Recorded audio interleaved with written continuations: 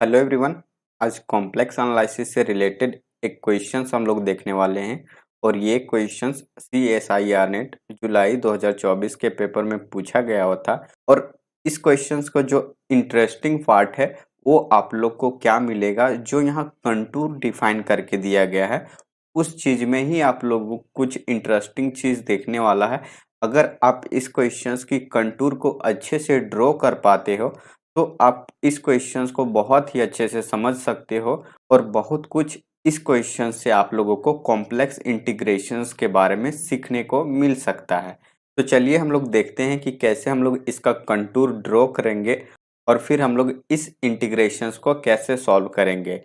तो लेक्चर्स के अंत तक आप बने रहिए ताकि आप लोगों को इसके बारे में सब कुछ बहुत अच्छे तरीके से समझ में आ जाए। तो चलिए इस लेक्चर्स को स्टार्ट करते हैं। लेक्चर्स स्टार्ट करने से पहले मैं बता देता हूं कि अगर आप मेरे चैनल पर नए हो तो प्लीज़ तो सब्सक्राइब करके बेल आइकन जरूर प्रेस कर दें। तो देखिए क्वेश्चंस क्या कह रहा है, consider the contour gamma given by gamma of theta.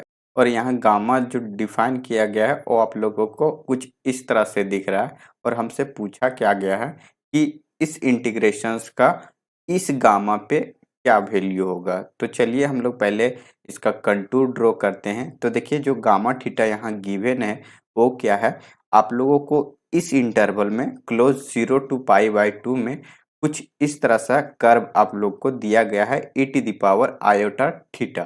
तो हम लोग क्या करते हैं, इनिशियल एंड फाइनल पॉइंट पे वैल्यू चेक करेंगे। तो देखिए जब हम लोग थीटा का वैल्यू 0 रखेंगे तो ये क्या आएगा, e⁻2i थीटा।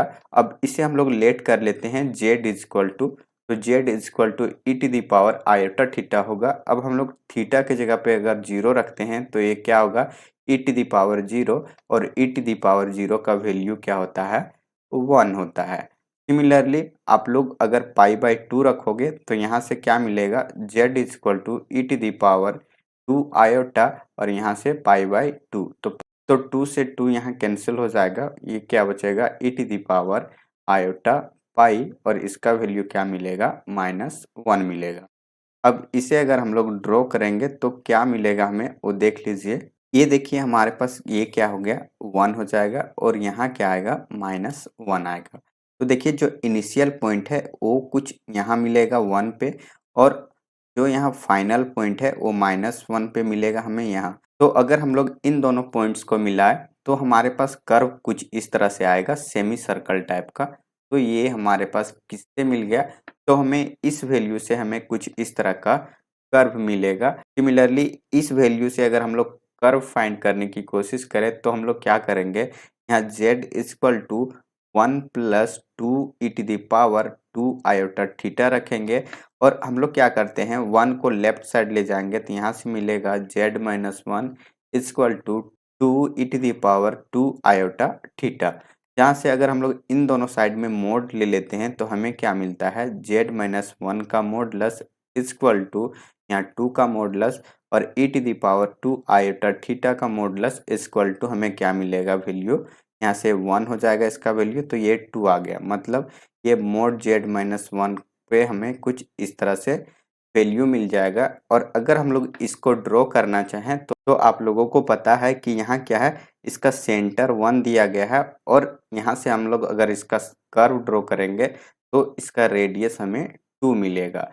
तो यहाँ हमारे पास सेंटर 1 है और 2 रेडियस का सर्कल ड्रॉ करेंगे तो यहाँ से क्या आएगा, ये तो ये पॉइंट होगा 30। तो हमारे पास कुछ इस तरह का सर्कल मिलेगा। और हम लोग यहाँ से इस तरह से डायरेक्ट मैं आप लोग को मोड लेकर के यहाँ दिखा दिया हूँ।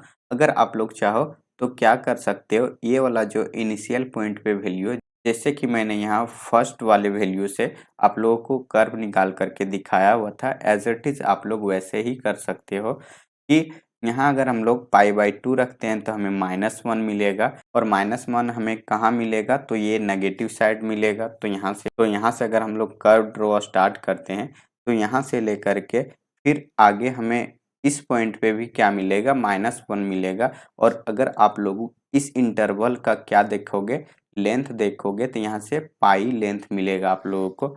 अगर इस पाई को इस थीटा पे रखोगे तो यहाँ से आप लोग को क्या मिलेगा, यहाँ से e⁻2i पाई मिलेगा, जो जो कंप्लीट क्या देता है, एक सर्कल देता है, इसलिए मैंने यहाँ डायरेक्टली ड्रॉ कर दिया by the help of these curve. तो आई होप आप लोग को ये समझ में आ गया होगा। अब हमारे पास बच गया ये थर्ड वाला वैल्यू। अब इसमें क्या करेंगे, थीटा की जगह पे ये वाला इनिशियल पॉइंट पे वैल्यू हम लोग फाइंड करेंगे, तो हमें मिलेगा -1। सिमिलरली हम लोग फाइनल पॉइंट पे भी वैल्यू फाइंड करेंगे, तो यहाँ हो जाएगा e⁴ आयोटा 4 पाई आयोटा, और उसका वैल्यू क्या मिलेगा, हमें 1 मिलेगा। तो आप देख सकते हो कि -1 से हम लोग क्या करेंगे, 1 पे जाएंगे, तो यहाँ से हमें इस तरह सा क्या मिलेगा, एक कर्व मिलेगा सेमी सर्कल टाइप का। तो ये जो हमें फर्स्ट कर्व से सेमी सर्कल मिला हुआ था और ये लास्ट से सेमी सर्कल मिला हुआ है, तो इन दोनों को अगर मर्ज कर दें तो एक कंप्लीट हमें सर्कल मिल जाता है। तो देख सकते हो कि जो हमारे पास कर्व आया हुआ है वो कुछ इस तरह से आप लोगों को मिलेगा। अब हम लोग डायरेक्टली इंटीग्रेशंस पे आते हैं और देखते हैं कि इंटीग्रेशंस क्या पूछा हुआ है। तो देखिए यहाँ इंटीग्रेशंस क्या है, dz divided by z into Z minus two है। और आप देख सकते हो कि जो इंटीग्रेशंस के इनसाइड में फंक्शंस है वो क्या है, z इक्वल टू 0 और 2 पे ये डिफाइन नहीं है।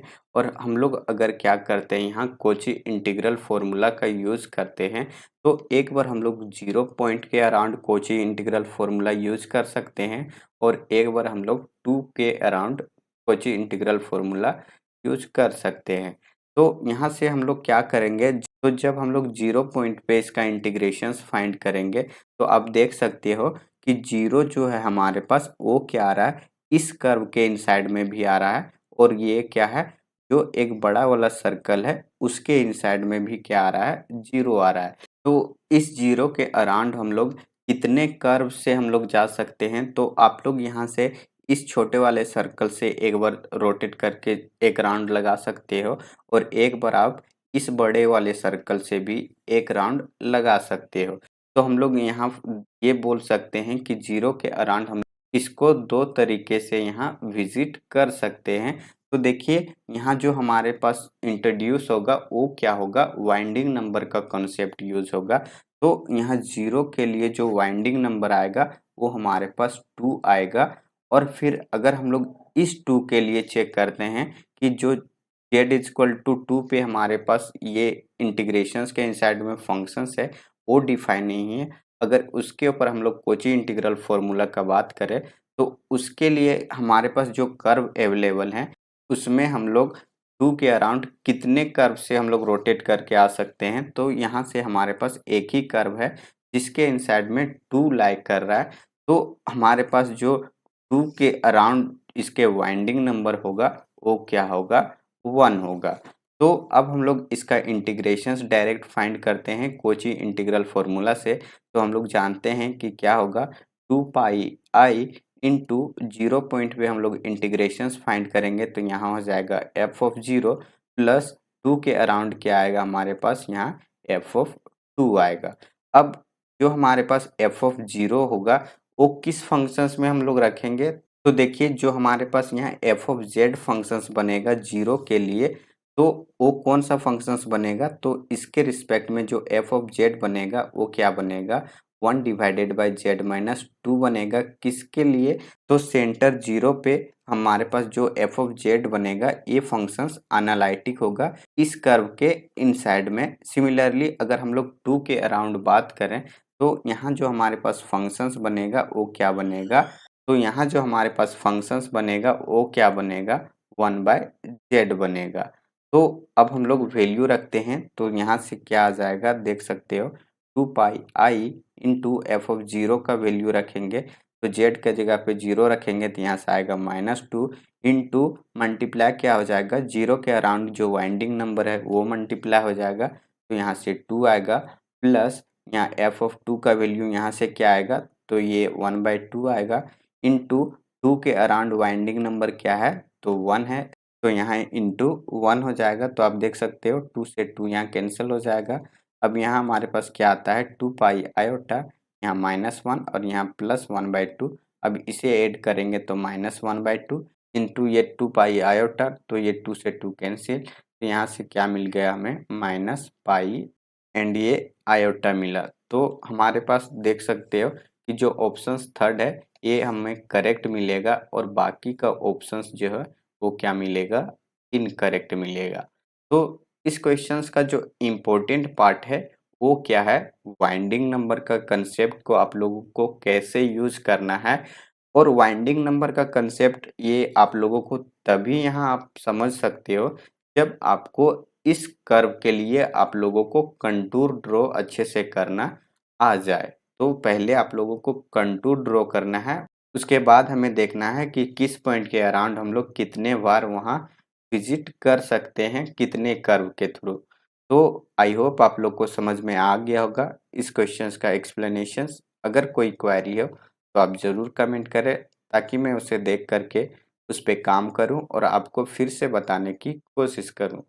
तो चलिए मिलते हैं नेक्स्ट लेक्चर्स में। जाते जाते मैं बता देता हूँ कि अगर आप मेरे चैनल पर नए हो तो प्लीज़ सब्सक्राइब करके बेल आइकन ज़रूर प्रेस कर दें।